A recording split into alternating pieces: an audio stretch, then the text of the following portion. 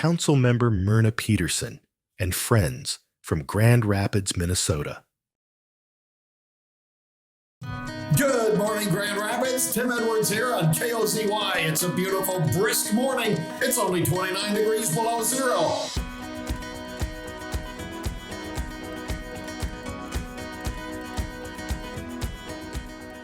Hi, my name is Myrna Peterson. I am a board member on the Minnesota Council for Disability, and I represent Deeds Region 3, which is Itasca County, going all the way over northeast Minnesota to Wisconsin and all the way up to the Canadian border. I've been living in Grand Rapids for the past 20 years. I just appreciate the variety of activities here in Grand Rapids to be involved with. The arts, the athletics, the culture, the history, the environment, hunting, fishing. It's just a little bit of heaven right here in Grand Rapids. Hey, Adam. Hello, Myrna. Good morning. Being in a wheelchair, I need accessible transportation, which we're very limited evenings and weekends. And that's when many of the social and arts activities that I belong to are happening.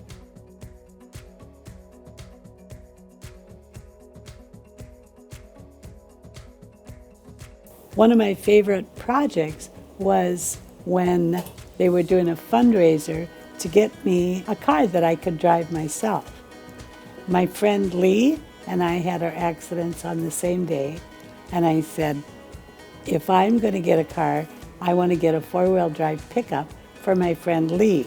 We attempted to see how many wheelchairs we could get rolling in a certain number of minutes. We ended up with 351 wheelchairs rolling in succession for 3 minutes. While we were overwhelmed with the number of people, Lee and I went to 4 different communities within Itasca County to find out, why don't we see you in the public? We don't see you around. The answer clearly was, number 1, transportation.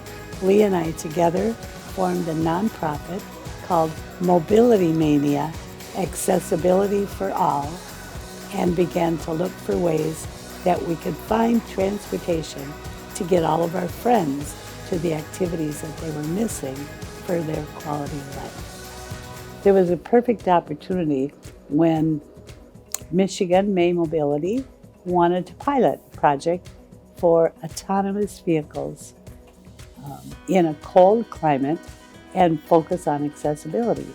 And so we accepted the challenge, and now we have goMARTI. We have 5 autonomous vehicles. 3 of them are ADA compliant. That's everything. Looks like we're good. You good? Yep, I'm feeling secure. Thanks, Adam. Let's get going. Okay. Where are we heading off to? I've got an appointment at the clinic, Adam, so Alrighty. that's where we're headed. Sounds great. Let's get going. Anyone can ride it. There's an app on your phone, or you can call 211 for booking a ride. It's on demand, so it works as a transit service, but perfect for literally getting me off the streets. Hello, Kayleen. Hey, how are you guys today? Are you off to work? Yes, I am. So where's your stop? Where do you stop when you go to work? Stop number 8 at Anytime Fitness. One of the unique things about goMARTI's project is that it's all community-based. When they started the operation, they went to the community and said, where do you want to go? We have now a route of over 17 square miles, but we have 78 stops within that distance. Good afternoon. Hi, Judy. Hi. Hi, where are you off to today? I'm headed to Super One North.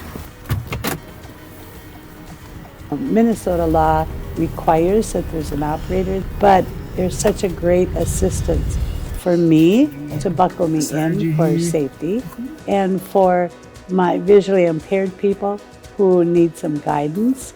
or our elderly population. It fits everyone and totally free to our community.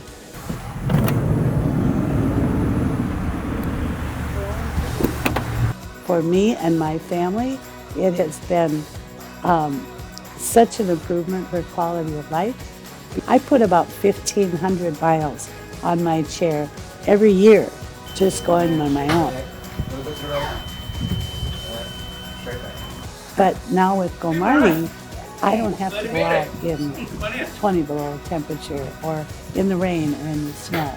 And I have an accessible way of transporting me to activities that improve my quality of life and those of my friends that I advocate for.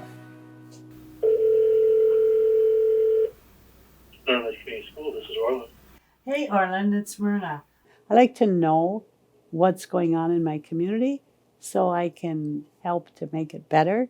Being on the Council of Disability provides avenues for further engagement, so I can reach out and say, as a representative of the council, how can I help you? Everyone agreed that I should bring it up as an option. I couldn't do my advocacy work here without the support of the city council, without the support of the people at the library, Elder Circle. We've got a village here that works.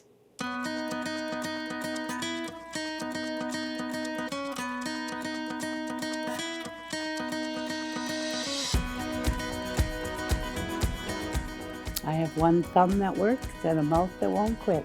And I'm very proud of it because I'm a dreamer, I'm a visionary.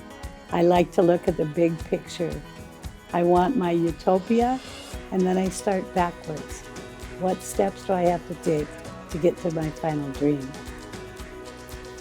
The work that all of us are doing through the Minnesota Council on Disability, the changes that we're making here, positive changes for people of all ages, of all abilities, is going to be impacted throughout our state, throughout our country, and throughout our world.